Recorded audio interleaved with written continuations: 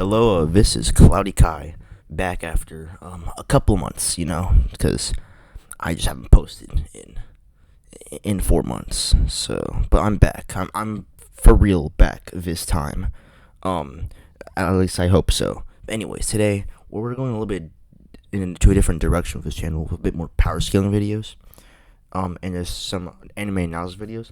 So I figured to start this off that the first thing we do is that we do a power scaling video on Makima, where I talk about the true terrifying power of Makima. Because Makima is just a character in general that I feel like is just like really, like, some people kind of underrate her power. Usually it's when it's like against other fandoms, which I get, because like with the whole Makima Gojo debate, like Makima does get pretty like slammed by a lot of JJK characters, but like even though in a lot of her verses she might get destroyed in her own verse, like Makima is a truly terrifying person, and she's like a terrifying villain, and honestly, like, she's one of my favorite villains in any manga ever, like one of my favorite villains in fiction, because she's a very well written villain and a very terrifying one. But I'm gonna stop yapping and shit like that, and we're gonna get into what's really why she is so powerful. So the first category we're starting off with is like strength slash like AP. I feel like that's a good place to start with. So when it comes to her, to what she's been shown to do in combat, we've seen her going toe to toe with hybrid Denji, who, as we saw earlier in the series before him and Makima started boxing, he was able to kick one of the hybrids. I don't remember exactly what hybrid, but he was able to kick one of the hybrids through buildings, and it decimated like many skyscrapers, making Denji at least large building level in his AP slash DC. And then with Makima being relative to Denji, she should also be large building level when it comes to her strength. But then there's another factor to this, because she also has her telekinesis, which she usually uses, which is one of her main attacks, and which is used to kill power. She's used it against Denji, and her telekinesis is very much stronger than just her throwing hands in general. Because for telekinesis, we've seen her literally launch Denji into fucking space. Like that's probably one of the coolest but craziest feats I've seen Makima do. She, using his telekinesis, she was able to go toe to toe against the Darkness Devil. I believe the Darkness Devil is stronger, but Makima was still able to damage it, which is a pretty impressive feat, because the Darkness Devil is the strongest devil in the entire verse. And then so I believe that with telekinesis, with what we've seen, I'd say she's probably around multi-city block level in strength, like AP slash DC. We don't really see Makima like destroy a whole bunch of like shit, so I'm not really sure what her DC is. So I'm just gonna assume that her AP and DC are about the same. But that's it for strength. Next up, we got speed.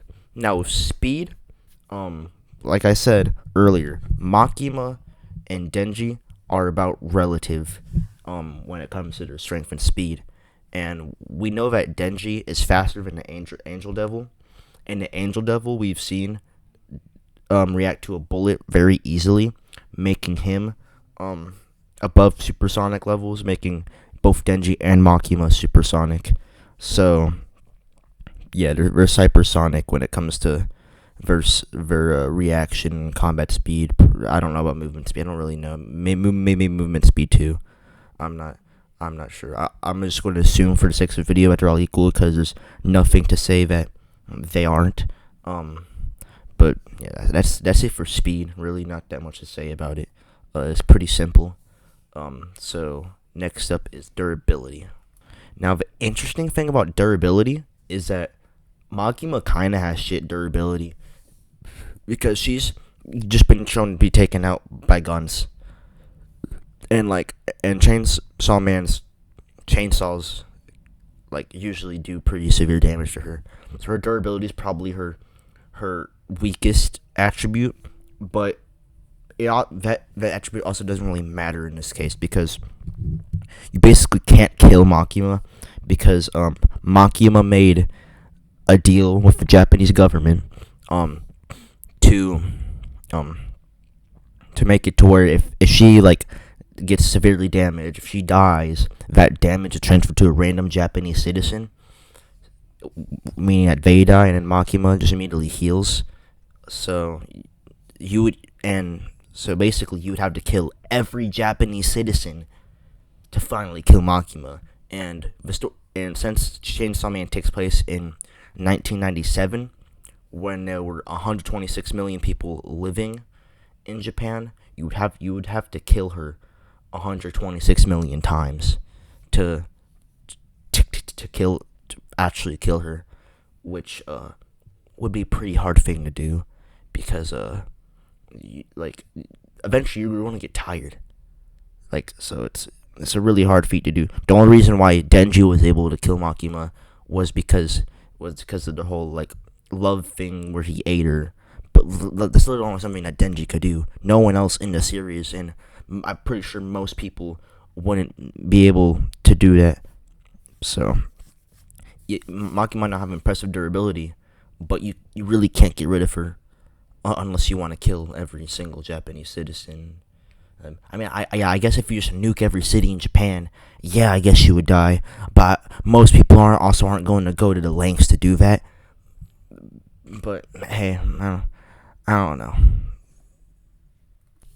Now Makima's APDC speed and stuff like that, and the fact that she is basically unkillable almost, it's pretty impressive. It makes her a pretty formidable foe, pretty scary. But that's not even her scariest aspect. Her scariest aspect, I'd say, is probably her abilities and just her intelligence in general and her ability to manipulate. Let me explain. So, Makima, as we all know, is the control devil, the devil of control. Anybody that she deems as below her, she can just have them under her control. Simple. That's all she needs to do. She can sprout chains from herself, attach them to you. Yeah, you're under her control now. Like, she can basically make anybody her slave for the most part. Yeah. The only ones she can't make, the only people that she can't control are people that she doesn't deem below her. So that's why she couldn't just straight up control Denji, because he was the Chainsaw Devil hybrid, and she viewed the Chainsaw Devil as just this all powerful. Maybe not that's the word, but like she viewed him as like something like that. It's like she viewed like an idol almost. I was trying to find the word. But just like she's so infatuated by the Chainsaw Devil that she wouldn't be able to just control him like that, which is why she had to manipulate Denji and stuff like that. But even still, like her ability to manipulate is honestly like superb. Like she's one of she's like the way that she just perfectly plans everything to go into her favor. Like she basically just fucking fooled everybody. Like she tricked Aki into taking her contract, and with the gun devil fiend, she tricked Denji into killing Power. Like she perfectly meticulously planned every single part of the story up until the end, and it's just like, it's just pretty impressive. I feel like to be honest, Makima's biggest asset is her intelligence. Makima, her intelligence is scary. Like her intelligence in her prep time,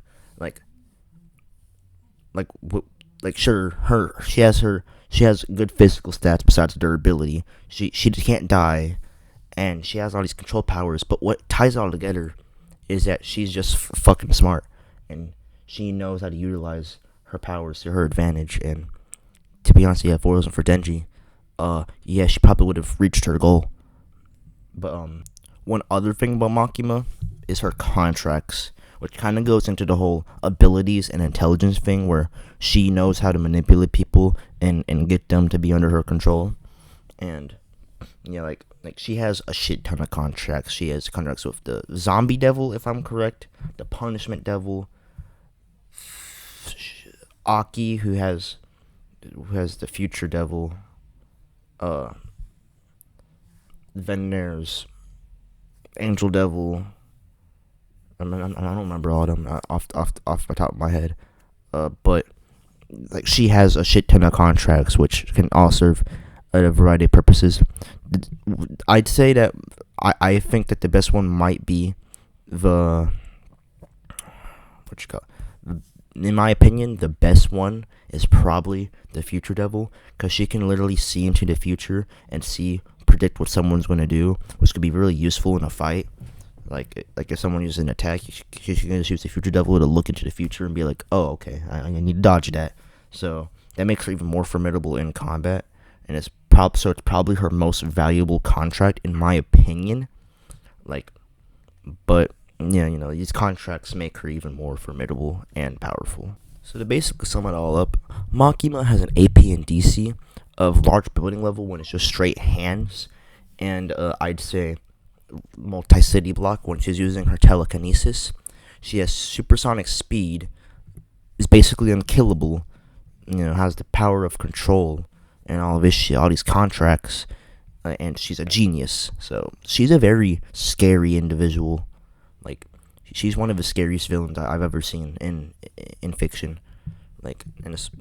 She's just, I can't explain enough just how much I love Makima as a villain.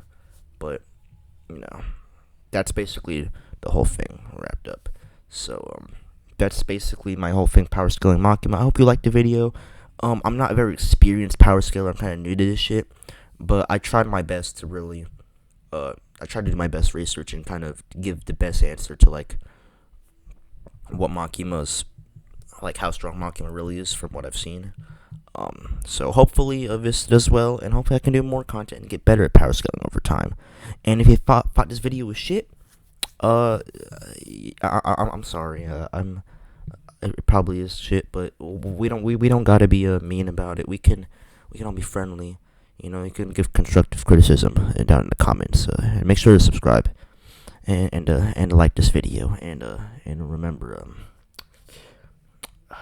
Makima's my queen.